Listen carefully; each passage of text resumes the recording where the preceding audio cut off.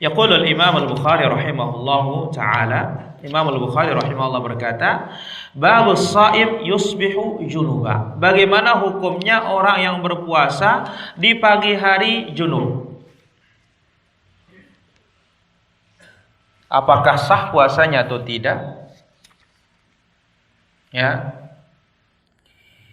Kita dengar, qala haddatsana Abdullah bin Maslamah. Imam al-Bukhari mengatakan telah menceritakan kepada kami Abdullah bin Maslamah al-Qa'nabi an Malik, dari Imam Malik, an Sumay maula Abi Bakar ibn Abdurrahman ibn al-Harith ibn Hisham ibn al-Mughirah, annahu sami'a Abu Bakar ibn Abdurrahman qala, dia telah mendengar Abu Bakar bin Abdurrahman berkata, kuntu ana wa abi hina dakhalna ala Aisyah wa ummi Salamah. Aku bersama bapakku mendatangi Aisyah radhiyallahu anha dan mendatangi Ummu Salamah.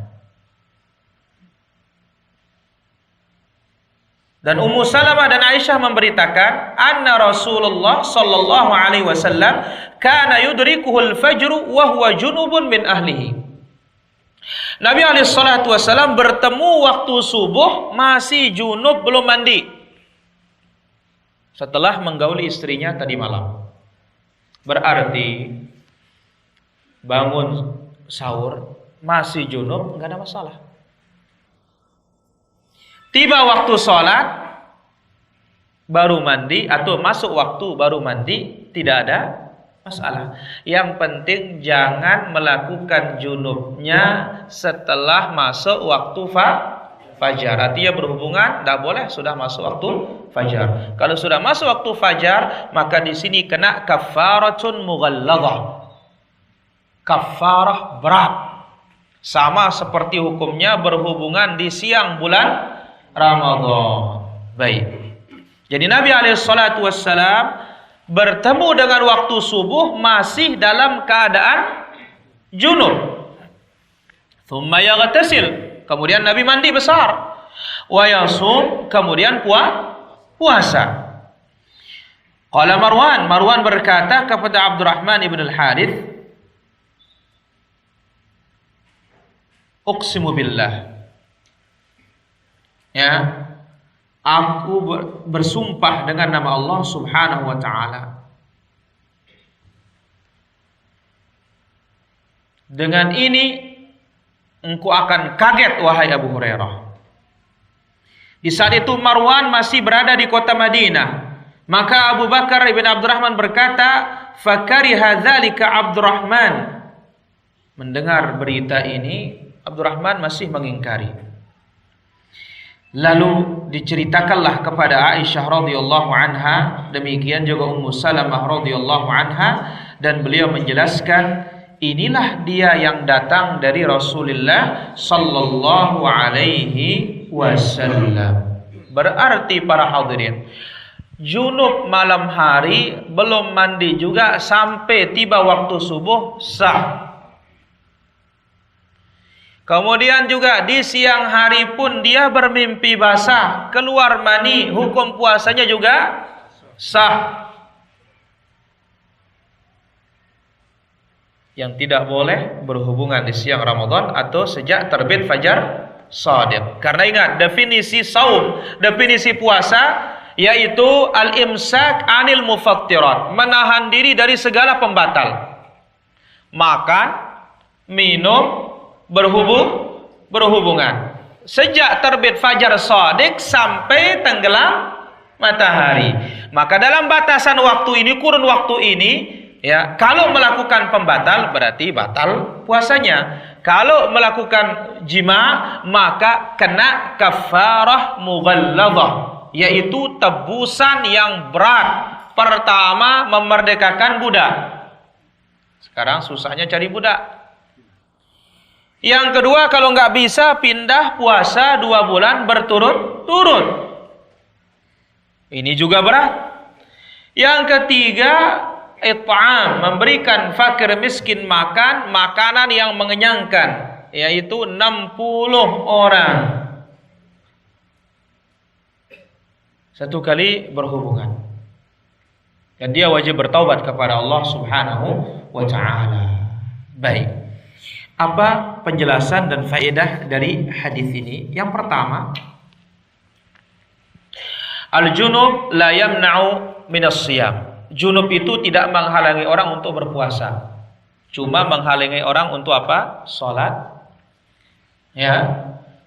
Menghalangi orang untuk berdiam di dalam masjid, menghalangi orang untuk tawaf. Adapun puasa tidak menghalangi. Buktinya Rasulullah sallallahu alaihi wasallam masuk subuh masih belum mandi besar. Faedah yang kedua dari hadis ini, mandi junub lebih cepat, lebih bagus. Kenapa? Karena Rasulullah sallallahu alaihi wasallam telah menjelaskan, "Thalathatun la taqrabuhumul malaikah." Ada 3 orang yang tidak didekati oleh para malaikat. Malaikat rahmat enggak dekat, mir.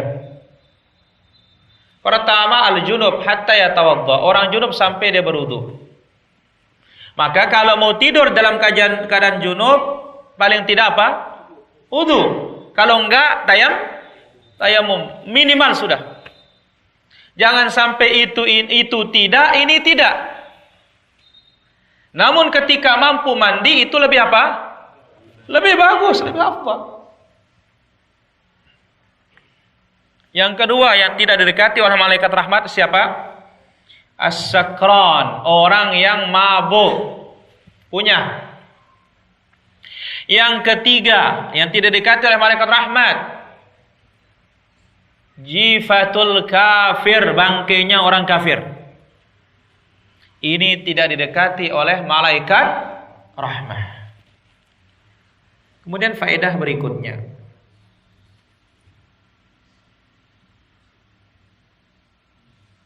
hadis ini menerangkan suhulatu wa yusril Islam, kemudahan ajaran Islam. Sebab ingat, di awal-awal malam hari itu orang-orang tidak boleh untuk berhubungan dengan istrinya. Malam puasa. Maka sampai turun firman Allah Subhanahu wa taala Al-Baqarah ayat 187, Allah Azza wa Jalla berfirman, "Fal'ana bashiruhunna wabtaghu ma kataballahu lakum." Sekarang silahkan kalian gauli dia. Yang sebelumnya, uhilla lakum lailatas shiyamir rafathu ila nisaikum. Allah halalkan bagi kalian untuk menggauli istri-istri kalian. Kapan? Pada malam puasa. Sebelum turunnya ayat ini, ya, Qais ibn Sirmah radhiyallahu anhu al-Ansari, ya, pulang kerja tidur karena menunggu istrinya cari untuk berbuka. Begitu ketiduran, istrinya cari untuk berbuka, pulang-pulang suaminya tidur. Akhirnya istrinya mengatakan, "Celaka engkau hai suamiku." Nah, begitu bangun tidur, kalau malam hari udah nggak boleh makan apa-apa sudah. Termasuk tidak boleh berhubungan. Akhirnya kerja, besoknya kerja dalam keadaan masih lapar, berarti 2 hari dia lapar. Pingsan. Begitu pingsan barulah turun firman Allah Azza wa Jalla ini, "Uhilla lakum lailatas shiyamir rafathu ila nisaikum." Ya. Hunna libasul lakum wa antum libasul lahunna. Alimallahu annakum kuntum takhtanu anfusakum. Allah Maha tahu kalian tuh enggak sanggup menahan nafsu kalian.